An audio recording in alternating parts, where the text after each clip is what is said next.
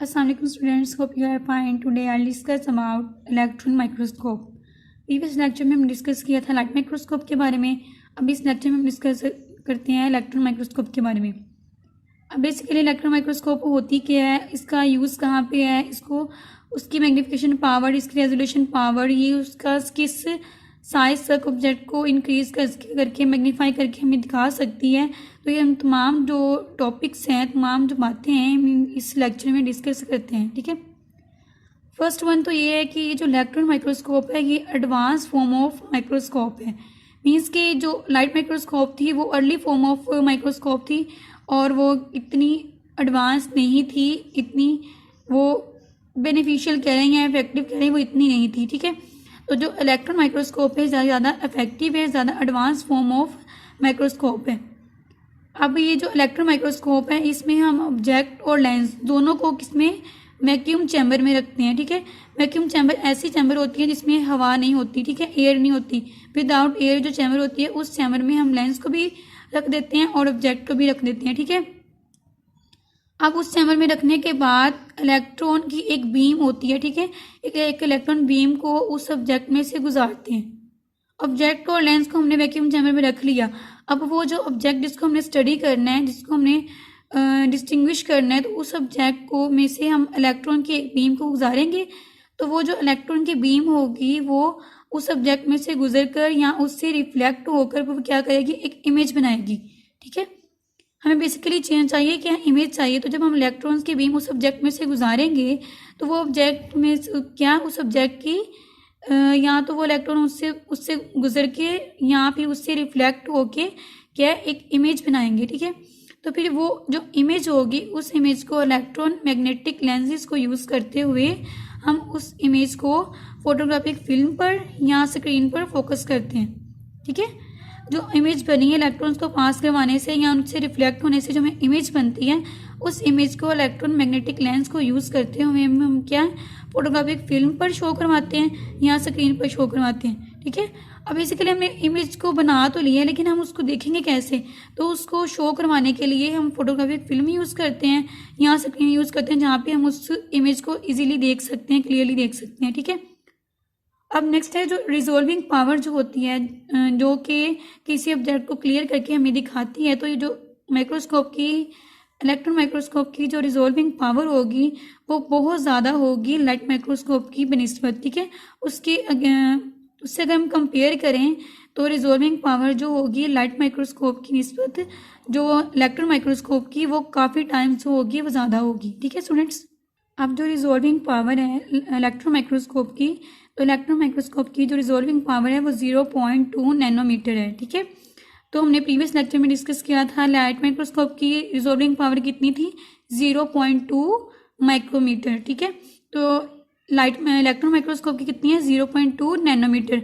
Micrometer जो होता है वो नैनोमीटर की निस्बत ज़्यादा साइज़ में बड़ा होता है, लेकिन जो नैनोमीटर होता है वो साइज़ में कम होता है. ठीक है. तो 0.2 नैनोमीटर जो है इस साइज तक के ऑब्जेक्ट को वो क्लियरली दिखा सकती है इलेक्ट्रॉन माइक्रोस्कोप. ठीक है. कि इतने छोटे साइज तक के ऑब्जेक्ट को वो क्या क्लियरली दिखा सकती है. इसलिए क्या है, ये जो इलेक्ट्रॉन माइक्रोस्कोप है ज़्यादा एडवांस है, ज़्यादा इफेक्टिव है.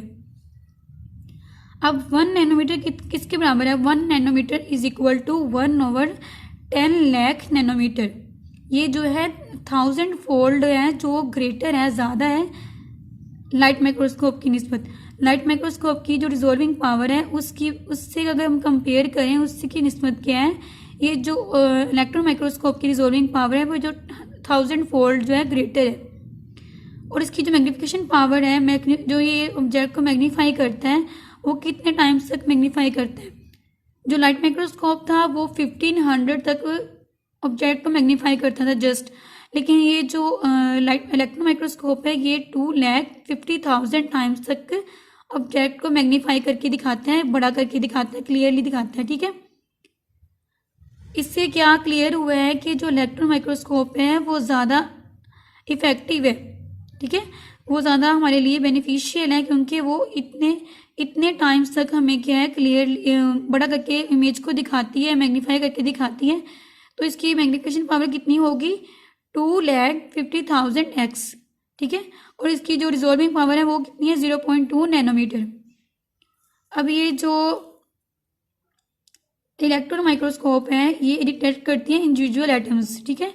ये जो एटम्स होते हैं ये इतने स्मॉलेस्ट पार्टिकल होते हैं जिसको हम क्या है, अपनी जो आँख होती है, नॉर्मल हमारी आई होती है, इससे हम क्या है देख नहीं सकते, ठीक है। और इवन कि जो हमारी जो ऑर्गेनेलीज होती हैं, यानी कि हमारे जो सेल्स होते हैं, सेल्स हो गए, ऑर्गेनेलीज हो गए, इवन कि जो हमारी डीएनए और जो प्रोटीन होती हैं, प्रोटीन्स के जो मॉलिक्यूल्स होते हैं, उनका साइज भी क्या है, एटम की निस्बत अगर हम कंपेयर करें तो उनका साइज भी क्या है, बड़ा होता है। लेकिन जो इलेक्ट्रॉन माइक्रोस्कोप है वो उनकी बजाय जो एटम्स को भी क्या है क्लियरली दिखा सकती है। तो इससे में ये क्लियर हो रहा है कि जो एटम्स इतने छोटे हैं, यानी कि वो और तमाम जो ऑर्गेनेलीज होती हैं, सेल्स होते हैं, डीएनए वगैरह, इन सब से क्या है ये छोटे हैं, तो इनको भी क्या है वो क्लियरली दिखा सकती है, अलग अलग करके दिखा सकती है, जो इलेक्ट्रॉन माइक्रोस्कोप होती है। अब जो इलेक्ट्रॉन माइक्रोस्कोप में भी आगे 2 टाइप्स की माइक्रोस्कोप्स हैं। फर्स्ट वन है TEM यानी कि ट्रांसमिशन इलेक्ट्रॉन माइक्रोस्कोप, और SEM यानी कि स्कैनिंग इलेक्ट्रॉन माइक्रोस्कोप। तो 2 टाइप्स की माइक्रोस्कोप यूज़ होती हैं इलेक्ट्रॉन माइक्रोस्कोप में। अब जो फर्स्ट वन है जो कि TEM यानी कि ट्रांसमिशन इलेक्ट्रॉन माइक्रोस्कोप, तो ये क्यों यूज़ की जाती है, ठीक है। तो इसको हम किस पर्पज़ के लिए यूज़ कर सकते हैं, तो ट्रांसमिशन इलेक्ट्रॉन माइक्रोस्कोप जो है इसको यूज़ हम कैसे करते हैं, तो इसमें क्या है कि हम इलेक्ट्रॉन जो होते हैं उन्हें ट्रांसमिट करते हैं स्पेसिमेन के जरिए, ठीक है। कि जो ऑब्जेक्ट जिसको हमने स्टडी करना है, जिसको हमने एज अ स्टडी यूज़ किया है, ठीक है, जिसको हमने स्टडी करना है, तो उस ऑब्जेक्ट को में से, उस स्पेसिमेन में से हम इलेक्ट्रॉन को गुजारते हैं, ठीक है, इलेक्ट्रॉन को गुजारते हैं। और ये जो TEM जो है, जो कि ट्रांसमिशन इलेक्ट्रॉन माइक्रोस्कोप है, ये इंटरनल सेल स्ट्रक्चर को स्टडी करने के लिए यूज़ की जाती हैं, ठीक है। सेल्स का जो इंटरनल स्ट्रक्चर होगा उसको स्टडी करने के लिए, उसको देखने के लिए इसको यूज़ किया जाता है TEM को। और जो SEM है जो कि स्कैनिंग इलेक्ट्रॉन माइक्रोस्कोप है, इसको किस लिए यूज़ किया जाता है, जो मेटल कोटेड सरफेसेस होते हैं उनसे जो इलेक्ट्रॉन रिफ्लेक्ट होते हैं, तो ये उसके लिए यूज़ होती है, ठीक है। जो SEM है इसमें क्या है, जो इलेक्ट्रॉन्स होते हैं जो कि मेटल कोटेड सरफेस जो होता है उससे जो इलेक्ट्रॉन्स रिफ्लेक्ट होते हैं उनके लिए यूज़ की जाती है। और ये study structure of cell surface. जो TEM है ये सेल के इंटरनल स्ट्रक्चर को स्टडी करती है, जबकि जो SEM है ये सेल के सरफेस को स्टडी करने के लिए, सेल के जो सरफेस का जो स्ट्रक्चर होगा उसको स्टडी करने के लिए यूज़ की जाती है, ठीक है स्टूडेंट्स। तो ये था कुछ इलेक्ट्रॉन माइक्रोस्कोप के बारे में ओवरव्यू, कुछ उसके बारे में डिटेल। तो नेक्स्ट हम कुछ जनरल नॉलेज के बारे में के लिहाज से कुछ बात डिस्कस करते हैं। अब जो ह्यूमंस के वाइट ब्लड सेल्स हैं, ह्यूमन में बेसिकली 3 टाइप्स के सेल्स होते हैं। First one red blood cells जिसे हम एरिथ्रोसाइट्स कहते हैं, वाइट ब्लड सेल्स लिकोसाइट्स, और प्लेटलेट्स थ्रोम्बोसाइट्स, ठीक है। तो जो ह्यूमंस के वाइट ब्लड सेल्स हैं जिन्हें हम लिकोसाइट्स भी कहते हैं, तो उन सेल्स की शेप में जो चेंजेस आते हैं उन्हें हम लाइट माइक्रोस्कोप को यूज़ करते हुए हमें उन्हें डिटेक्ट कर सकते हैं, ठीक है।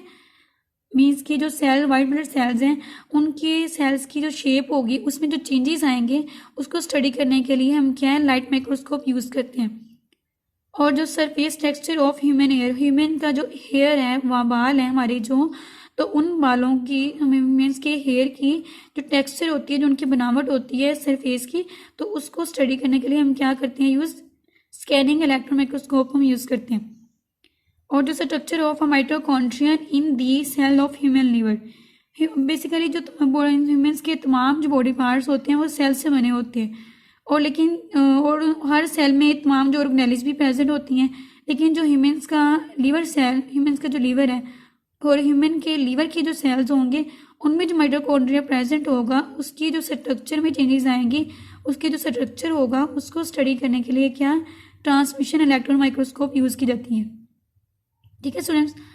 तो ये था आज का आपका लेक्चर, होपफुली आपको समझ आई होगी। ओके, थैंक्स, अल्लाह हाफिज़।